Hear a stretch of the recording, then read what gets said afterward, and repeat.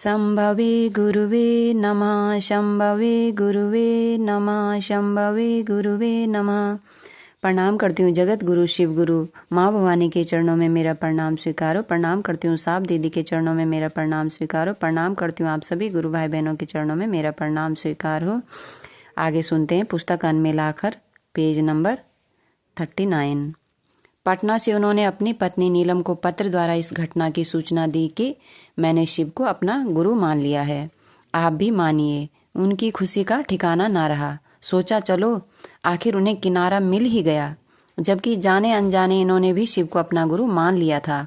उनके मायके में कुल गुरु के रूप में शिव की ही पूजा होती थी, तथापि उन्हें यह जानकर प्रसन्नता हुई कि उनके पति का विश्वास कहीं तो जाकर ठहरा। तुरंत प्रसाद मंगवाया और पूजा अर्चना की। अध्यात्म के इस तरुण सूर्य को उन्होंने अपनी अनुभूतियों के आधार पर पहचाना या ज्ञान के आधार पर यह रहस्य उन्हीं तक सीमित रहा। हरिंद्रानंद के जीवन में इनके आ जाने से उनके प्रयोजन में अपरिमित सहयोग मिलता रहा।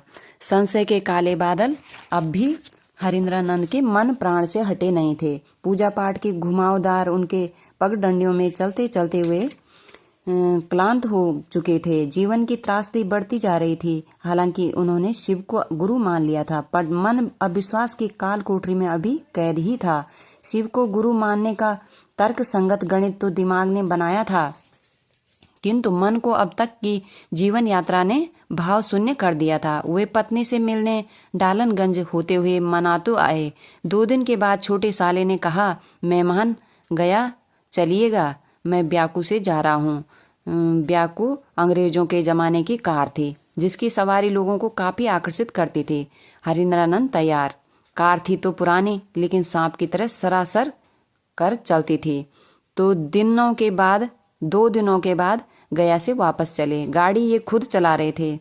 अंधेरा हो चुका था। गाड़ी की हेडलाइट की रोशनी कम थी, लेकिन क्लच लेने पर वह अचानक बढ़ जाती थी। गया में लाइट बनाने की कोशिश की थी, लेकिन कोई गैराज उसे बना नहीं सका। लगभग 8 बजे रात्रि में औरंगाबाद पहुंचे। आगे अब जंगल शुरू हो जाता। ऐसे में औरंगाबाद में ही हेडलाइट को बनाने का प्रयास किया गया, पर प्रयास विफल रहा। उसी दौरान एक अपरिचित ने बताया कि आगे एक बूढ़ा मिस्त्री रहता है, हालांकि अब वो गाड़ियां नहीं बनाता, जरा उससे दिखला लीजिए। उसने स्थान भी इंगित कर दिया। सड़क के किनारे बाजार में ही उसका खपड़ेल का घर था। आवाज देकर उसे गाड़ी की खराबी के बारे में बताया गया। बाबू मिस्त्री का काम छोड़े तो 10 साल हो गया। वैसे सामने की दुकान से आप पान खाकर आइए, हम देखते हैं। कुछ ही मिनटों के बाद कार के पास हुए लोग वापस आ गए। उसने गाड़ी का बोनट बंद कर दिया था। चाबी हाथ में देते हुए कहा, अब जाइए। गाड़ी की हेडलाइट्स जलाई गई तो रोशनी चकाचक। पैसे पूछने पर उसने कहा, हम मिस्त्री थे, अब नहीं हैं। आप लोग जाइए, रात हो रही है। जिद करके हरिंद्रानंद ने पूछा, आखिर हुआ क्या था? डालनगंज और गया में तो किसी ने नहीं बनाया। कुछ नहीं हुआ था बाबू, बस ठंडा तार छोड़ दिया था। ठंडा टर्मिनल से बोनेट के रोड में छोटा सा तार लपेट दिए हैं। जब आप क्लच दबाते थे तो लाइट तेज हो जाती थी, क्योंकि क्लच के पेडल का रोड बॉडी में सट जाता था। साथ आए साले साहब ने 10 रुपए का नोट निकालते हुए उन्हें देने की कोशिश की, पर वह पैसे लिए बिना घर के अंदर चला गया। इस घटना को याद करते हुए हरिंद्रानंद आज भी शिव चर्चाओं में कहते हैं कि गुरु अगर उत्तम हो तो अध्यात्म लाल रुई मिठाई की तरह मीठा और हल्का है।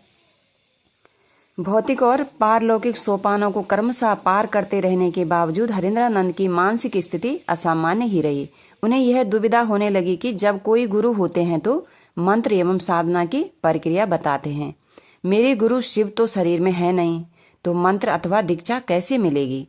निराशा पुनः घेरने लगी। विचारों ने तो शिव को गुरु माना, परंतु उस समय तक प्राप्त ज्ञान ने चमत्कार सीखने की संभावनाओं को निर्मूल नहीं किया था।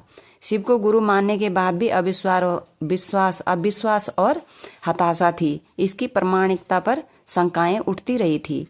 काले बादलों के बीच बिजली की चमक भला कितनी देर ठहरती। अपने गुरु सहित साप दीदी के चरणों में प्रणाम। आप सभी गुरु भाई बहनों के चरणों में प्रणाम। आज के लिए इतना ही, इससे आगे कल सुनेंगे।